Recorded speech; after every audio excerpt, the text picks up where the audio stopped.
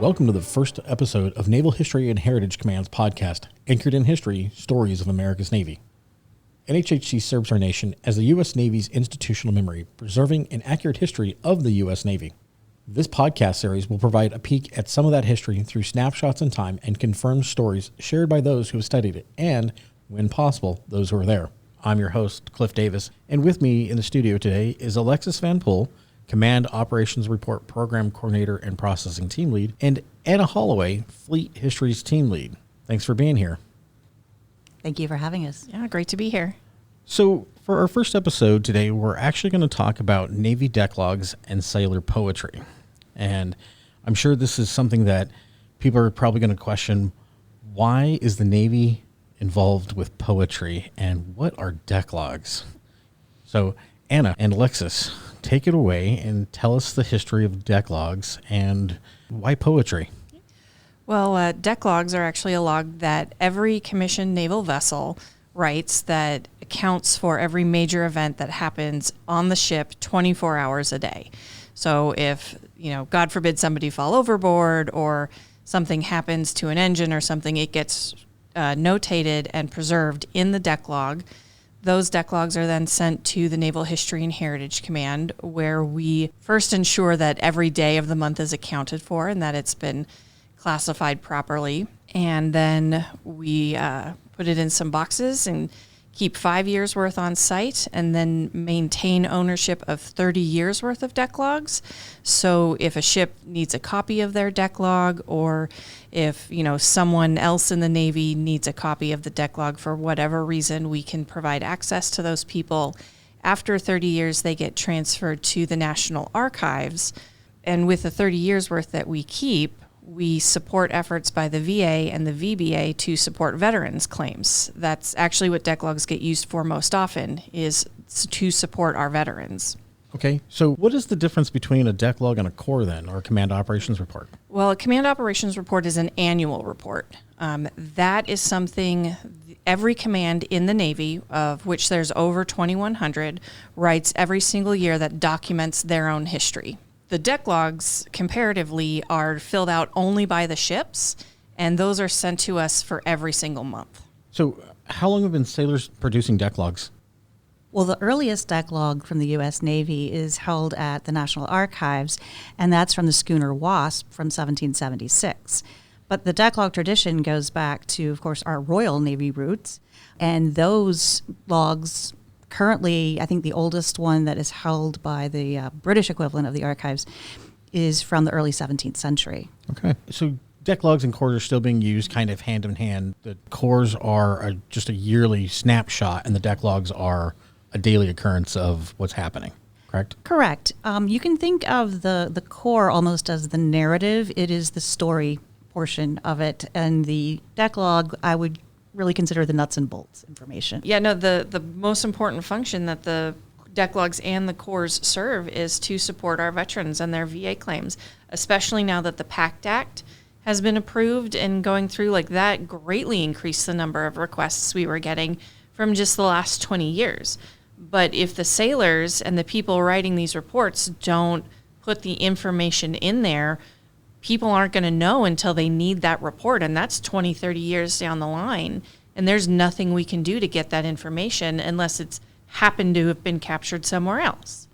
Where are some of the other places that you can capture information that's, if it's not in a core report or a decklog? How do you guys find the stuff that people are requesting, saying, hey, I was at location X at time Y, I need this for reason Z? Well, if it's an unclassified matter, we can go to things like all hands or, divids with any articles that have been posted. For stuff that is not unclassified, I know that in the past we've had information of, okay, so ship X was in this location on this day, and the veteran is saying we were in this location on this day.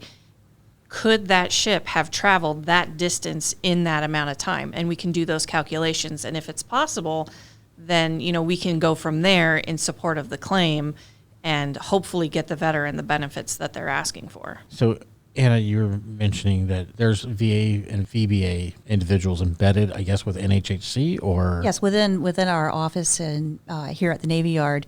And so we see this play out every day.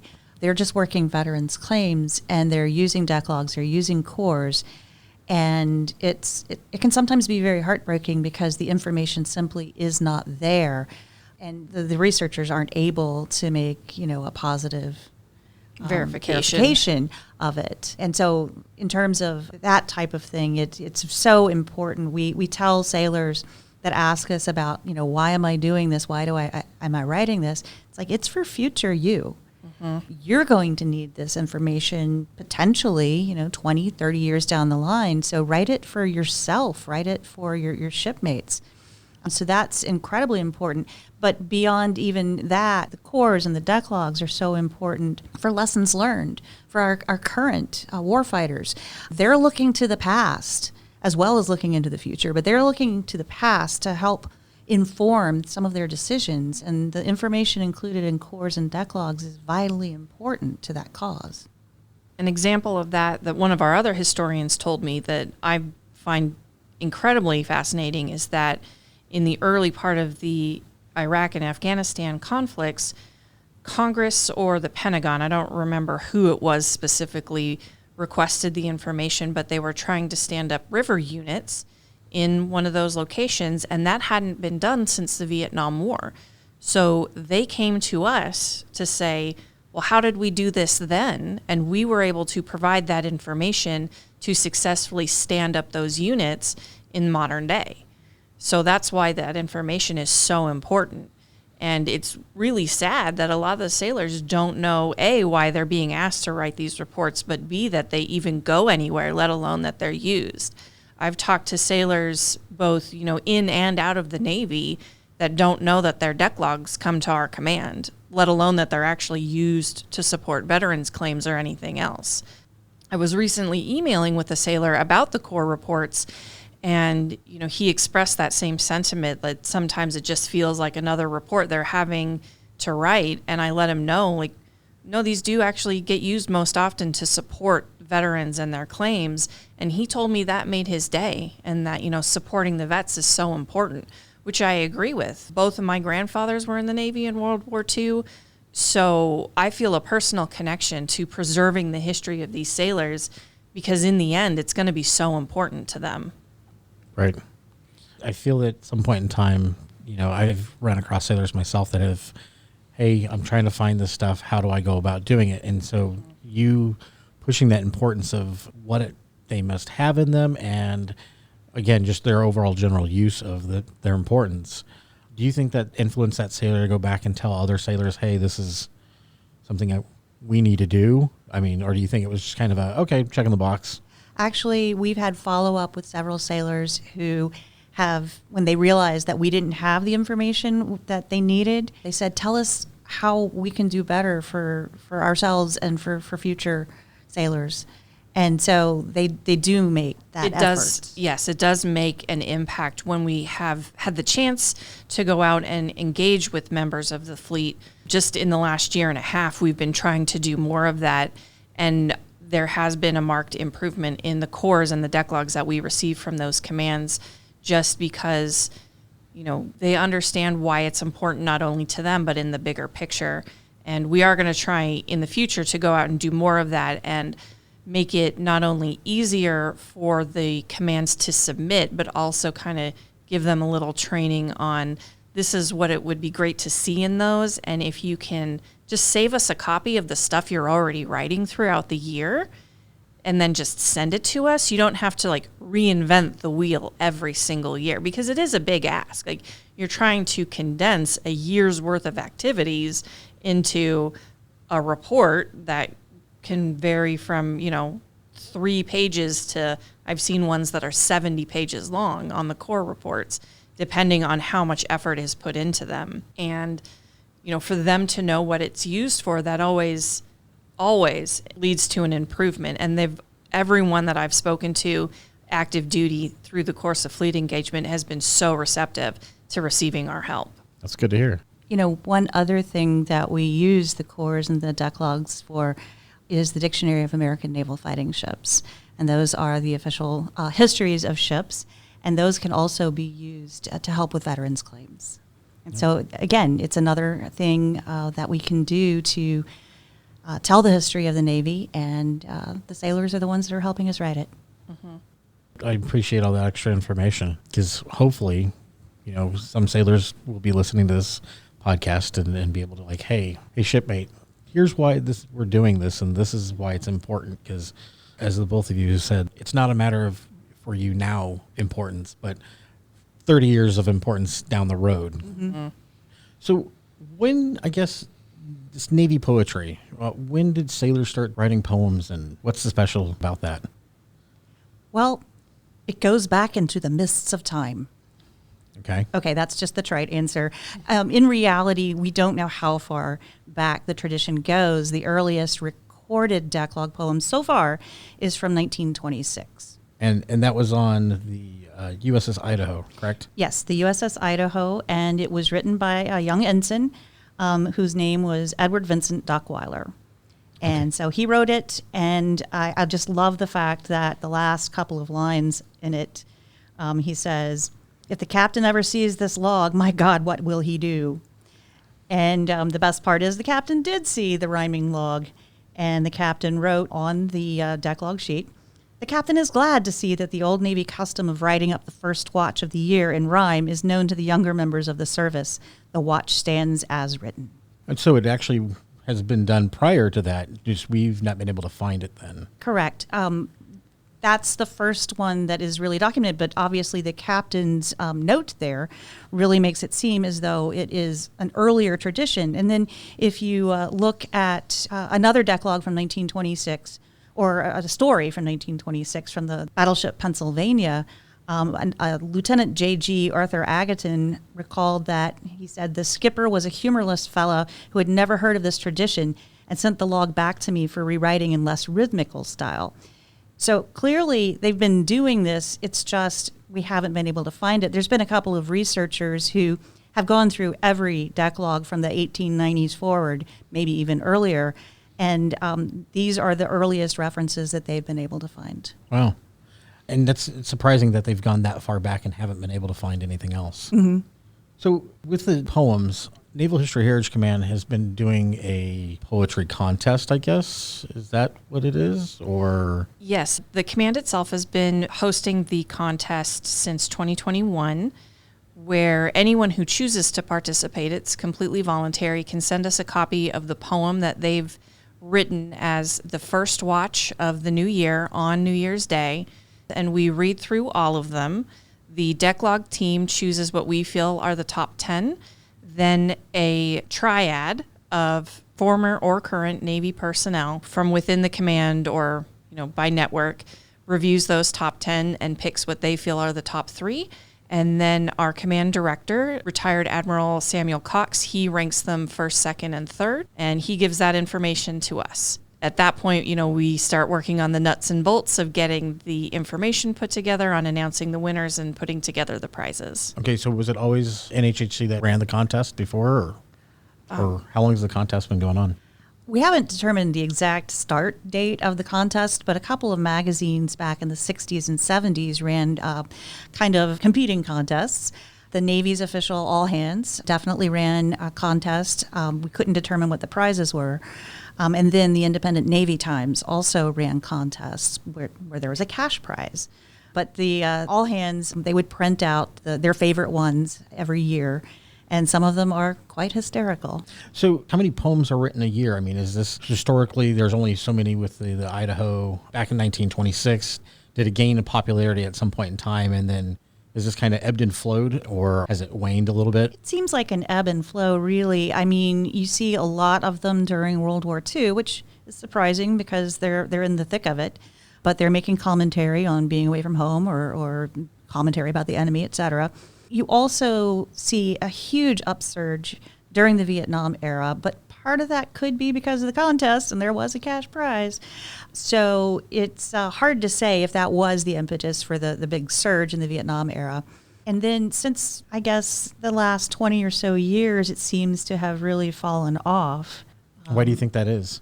Just probably a lack of knowledge of the history of the poem or the first watch being in verse, a lack of interest as, society has changed and become less about the arts and more about, technology and what's directly in front of you. Since we've revived the contest, I think we have seen a little bit of an uptick, at least in the entries for every year. It has steadily grown, the number of entries we've received, and more ships participate in the tradition than participate in the contest. So I think this last year we received about 35 entrants, and the year before that it was like 29 or 30. But the number of ships that participate in the tradition is probably closer to 50. Okay. Out of 200 plus some odd ships. So it's a good clip of people that are doing it, but, trying to preserve that. And I guess that gets into my next thought of why is it important to keep a tradition like this around? I think it's because it is a way to connect with the past, with the entire history of the Navy. In 1926, you've got this young ensign writing. In 2023, you've got a young ensign writing. And there's a through line between the two of them, nearly 100 years apart. But there's something that connects them together and connects them to something that's bigger than themselves. Right. So where can people learn more about this? There's our website, of course. The Naval History and Heritage Command website has a page specifically dedicated to deck logs that we put together when we first decided to restart the contest, as well as the first, second place, and third finishers for 2021 and 2022. And there are several articles that are out there. And then if you've got lots of time on your hands, you can go to the National Archives, particularly their website, and just look for the January deck logs. And I would say most of them are going to have something in verse.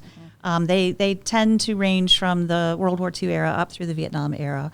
And it's just a nice little way to spend some time looking at these poems. Right. Now, do either of you have a favorite one personally that you've read and came across, or?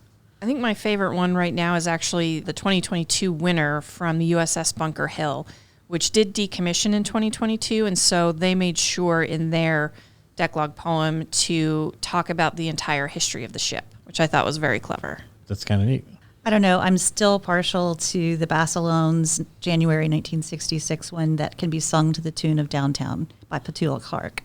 Oh, really? Yes, and I'm not going to sing it. Okay. Oh, come on.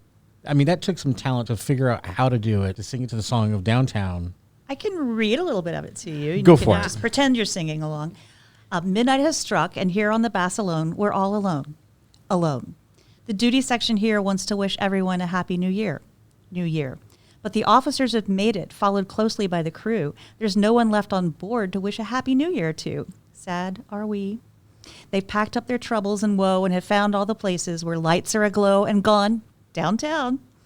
Gone where the action is, downtown, drinking their beer or fizz, downtown, where we would all like to be. Interesting. So have you ever been able to do any more research about the person who wrote this and their reasoning of why to write it to this tune of Downtown? Well, it was a hugely popular song at the time, so that's my assumption, is that they just decided to do that. I haven't researched this person. One of the authors that I have researched, though, is the author of the very first documented poem, and that's from the Idaho. And it was a young ensign named Edward Vincent Dockweiler, as I said before. Dockweiler would later receive the Navy Distinguished Service Medal for his actions as senior prisoner of war officer in the Philippines, where he rallied fellow prisoners and kept them calm en route to prisoner camps in Japan on a Japanese hell ship during World War II. So he had a very interesting history then. Very interesting history. I know that in some of the research I've actually done on this project, one of the deck logs that I actually found really interesting was from the USS Guam when it was in the Philadelphia Navy Yard. That was written by Lieutenant A.T. Emerson, and he put in the log, quote, "The French sub Casablanca and the namesake of the yard. The latter vessel mentioned has the military guard. The Atlanta and Savannah we must really include. Also, yard and district craft. But wait, we can't be rude. And forget the mighty warship of our allies across the sea. HMS Lord Nelson sits in dry dock number 3. So is there anything else that you guys think has been neat or interesting that you've come across reading all these poems and the history of it? To me, I think what's so neat about it is that it's almost wholly an American tradition, an American naval tradition. There's nothing like it in the Royal Navy, and I'm not sure there's anything like it in any other international navies. It is a tradition that is also celebrated by the Coast Guard, where they have ships and shore stations writing poems. And they just launched a contest. Oh, great. Yeah, because we do have some Coast Guard members try to enter into our contest, and unfortunately, due to legal reasons, we haven't been able to accept those entries. And they've all been great, but, Uncle Sam is very particular about who can print what. All right. It's interesting to know that the Coast Guard is doing this as well. Mm-hmm. Now, how long have they been doing it for? I am not sure. I think it's in the past couple of years, though there may have been contests within the Coast Guard earlier on, same time period as the Navy's. But it's just a neat e-service tradition. Yeah. And finding out that it's purely American, uniquely American, in fact, at that. So for the public that's listening, how would they be able to access these deck logs and command operations reports? Well, as I mentioned earlier, the Naval History and Heritage Command maintains ownership of the 30 most recent years of deck logs. So if they need a log from that time frame, they can reach out to us through our website. It does require a FOIA request. Anything that is 30 years and older is held by the National Archives at their College Park location. And so for this year, I'm sure there's a contest going on. When does the winners get announced, or have they been decided yet? So the 2023 contest winners were announced in the summer.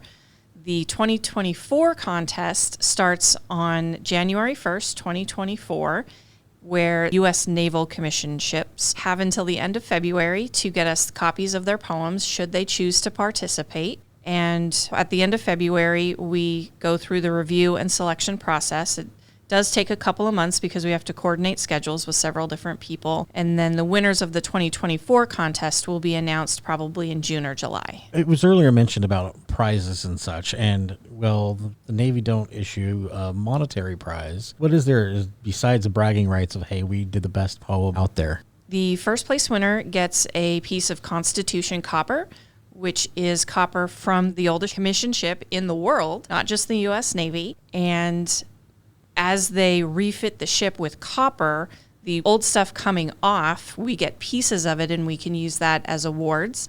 And the decklog team gets Constitution copper for the first place winner.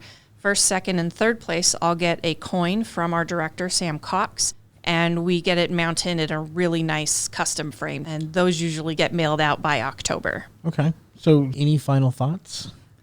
I love the poems because it's a unique opportunity for the sailors to really write in their own voice. The Navy has a very specific set of information that it requests to be in the decklog, but the New Year's poem, they can write pretty much whatever they want in whatever way they want. So sometimes the poems rhyme or will come in couplets, and you really get a sense of the individual sailors. And they talk about everything, from what happened in the pandemic and having to stay out to sea longer because they couldn't come into port versus how they feel because their ship is decommissioning and, the emotions that evokes. And we don't get to see that quite as much in the other entries the rest of the year. Makes me almost want to go back and look at some of my former ships and see if they participated. But they have to be uniquely creative because even though they're able to use their own voices and write in verse, they still have to include all of the information that is required as part of the first watch. The decklog. Yes. And so that means that sometimes they have to make some really tortured rhymes. Some very interesting word choices. Yeah.